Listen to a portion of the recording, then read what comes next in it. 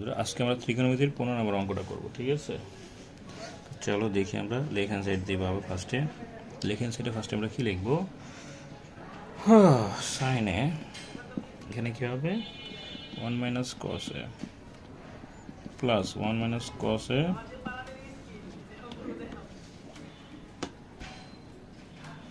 আর এখানে কি হবে? শুধু সাইনে। চলো এখন আমরা এটা লসাগু করবো। লসাগু করলে কি হবে? 1 মাইনাস কস এ ইন্টু সাইন এ। এটা বাদ দিলে সাইন করলে সাইন স্কয়ার, ঠিক আছে? সাইন বাদ দিলে এই দিলে আমরা গুণ করবো 1 মাইনাস কস এ হোল স্কয়ার।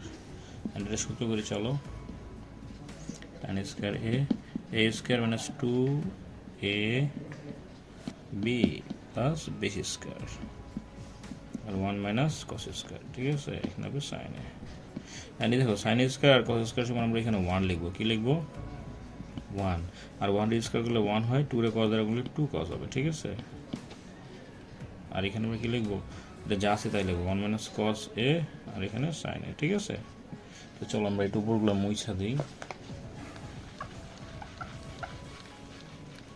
তো দেখো এখানে 1 1 কত 2 হয়ে যাবে, ঠিক আছে? 2 মাইনাস 2 হবে আর এখানে 1 মাইনাস কস এ আর এখানে আছে সাইন এ। এটা মুছে দিই, না মুছলে তো হইতেছে না। তাহলে একটা 2 কমন নাও, 1 মাইনাস কস এ হয়ে যাবে এখানে। 1 মাইনাস কস এ তো আগে থেকেই আসে আর এখানে হবে শুধু সাইন এ। এটা কেটে দাও, উপর হবে 2, নিচে হবে সাইন এ। এই 2টাকে আলাদা করে হলো 1 বাই সাইন এ হবে। 1 বাই সাইন মানে কি? কস এ। এটাই রাইট হ্যান্ড সাইড, ঠিক আছে? এটাই 2 cos এর রাইট হ্যান্ড সাইড রুট, ঠিক আছে বন্ধুরা? তোমরা একটু ভালো করে প্র্যাকটিস করে নাও।